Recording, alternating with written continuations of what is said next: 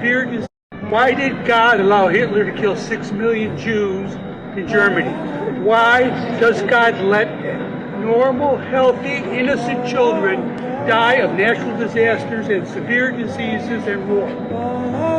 Ultimately, Doesn't this prove that God is disinterested in human affairs? And if he is disinterested in human affairs, why would anybody worship him? when God became a human being, what happened to him? Okay, now he's a classic example of what I'm talking about. He asked a very hard, very serious question, and before he even allowed me to answer, he walked away. Is that being open-minded? No, he didn't ask a question. He made a point. But he disguised it in the form of a question. That is intellectual dishonesty. So I'd like to hear the answer. I'm so sorry, you go ahead. I was just saying I'd like to hear the answer to that question. Why should this...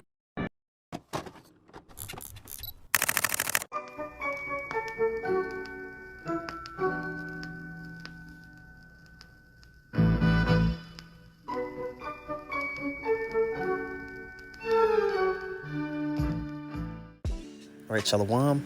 First and foremost, I want to give all praises to the Most High, Yahweh, Bahashim, Yahweh Shai, Bahashim, Rakakwadash. I want to give double honors to the apostles and the elders of Great Millstone. I want to say Shalom to all the brothers and, of course, the few sisters who are pursuing this truth in sincerity. All right, may the blessing of election be upon your house.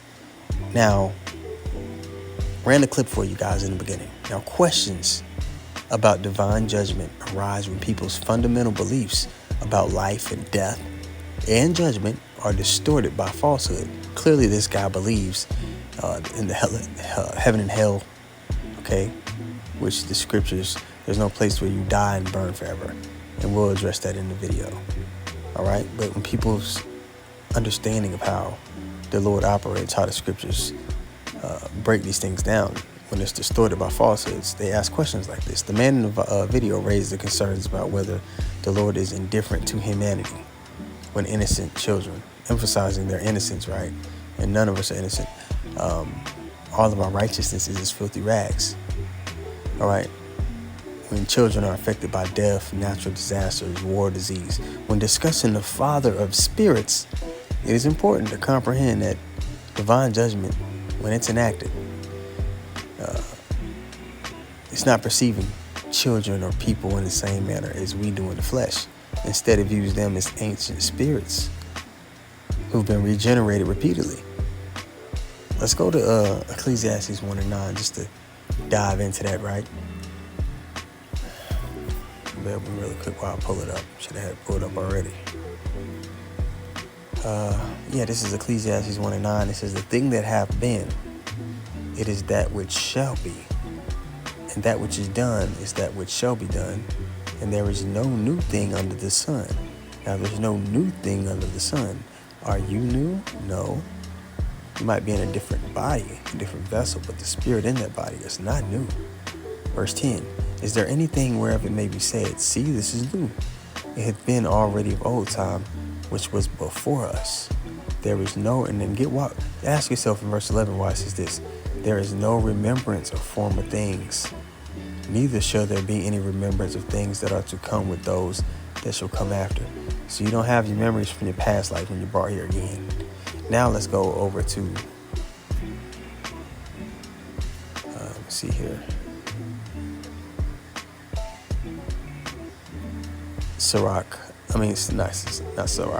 Ecclesiastes 3 and 15, it says, "That which hath been is now, and that which is to be hath already been, and God requireth that which is past." So in the judgment part of things, and somebody may not get judged for the evil they've done in this life. They might not get judged for that same evil they've done in this life. They might get judged for it in the next, which is why when Yahweh Shai was put up on that cross, not only did he pay for his own sins, get that, because in that lifetime, you know that he didn't sin. So what is it talking about when that's brought up? Let's actually get that. All right, so this is 2 Samuel 7, all right, and the point is in 14. But let me see if I can start up at a decent place here. Because he's talking to David, right?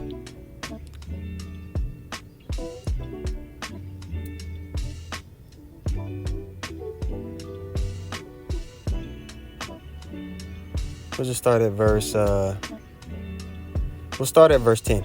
It says, "Moreover, I will appoint a place for my people Israel, and will plant them, that they may dwell in a place of their own, and move no more."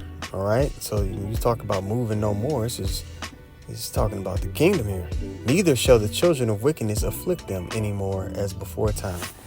Now, David's son Solomon, right? That 40 years of peace, it was a foreshadowing of the kingdom of heaven to come. It was a small little inkling, all right? Not that it was in comparison, the majesty would be as great as the kingdom of heaven. No, but it was a foreshadowing of us being sovereign, ruling out of the land, all of our enemies being at rest, because David subdued all his enemies before Solomon. So during Solomon's reign, there wasn't any strife, right? Verse 11, "In a sense, wasn't any strife, at least with any other nation. And since the time that I commanded judges to be over my people Israel, and have caused thee to rest from all thine enemies, also the Lord telleth thee that he will make thee an house. And when thy days be fulfilled, and thou shalt sleep with thy father," so once David passes away, right?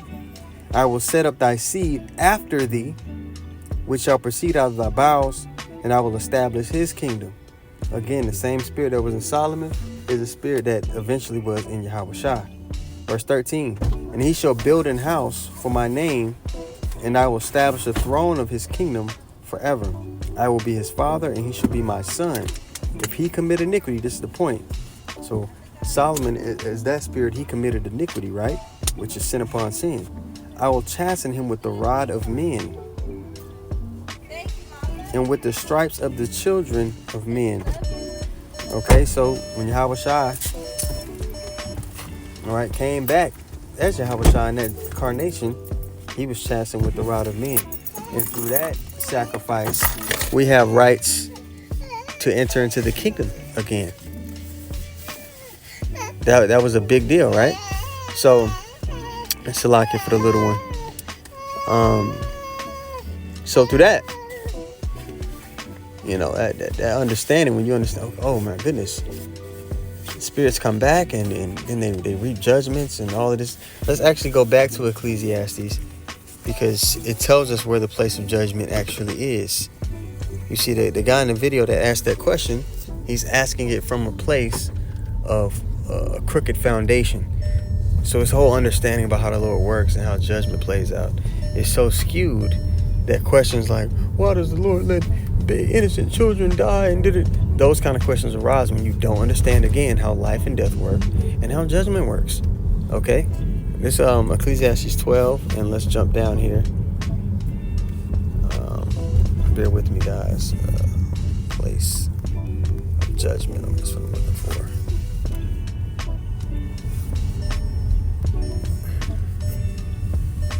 Okay, yeah, it's actually in the 3rd chapter. This is Ecclesiastes 3, and we'll just start at 15.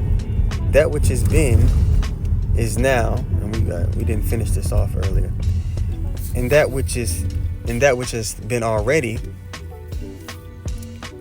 Salakia, and that which is to be hath already been. Okay, and God requireth that which is past. So people live out their judgments. Hell and heaven are living conditions. Verse 16, the point. "And moreover, I saw under the sun the place of judgment." What's under the sun? The earth.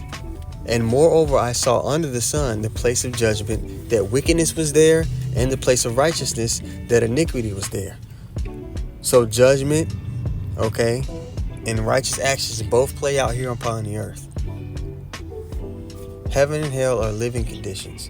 In the kingdom of heaven, the children of Israel, the law is going to be written within their inward parts. Their salvation comes with a new body of perfection. The other nations are still going to be just like we are now. So they're still going to be septum to sin and the going off, which is why they're going to need to be taught. There's not going to be a reason for us to teach any other Israelite in the kingdom, because it's already going to be in from the time they come out the matrix, the womb. The law is going to be within them. They'll never sin their whole existence. But the other nations, they're still going to be septum to going off and having to repent, which is why we're going to have to whip them into shape. And after that 1,000-year period, you know, the nations, they'll be better off for it. They'll have their own lands, they'll have their own economy, you know, and all that. But they'll have an understanding of what right and wrong is, man, and the world is going to flourish for it. But that's why, you know, the earth needs new management. That's why we're yearning for the return of Yahweh Shai. He's the key to everything being fixed. So right now, what we're all witnessing is what the end of evil is. And we have to see what the end of evil is to appreciate the end of righteousness, which is to come. So, Abarat Tazal, the lesson was edifying. I want to give all praises once more to Yahweh, Bahashem, Yahweh Shai, Bahashem, Rekak Wadash. All right, those names are important. The scriptures say, the name of the Lord is a strong tower. The righteous runneth into it and is safe. When all hell pops off in this place and we're yearning for protection, when there's death, when death becomes nothing to you because you've been seeing it every day, when you need protection, the name you're going to have to call on are the true names. Okay? Again, I want to give double honor to the apostles and elders of Great Millstone. I want to say shalom to all the brothers and, of course, the few sisters who are pursuing this truth in sincerity. All right? May the blessing of election be upon your house. Shalom.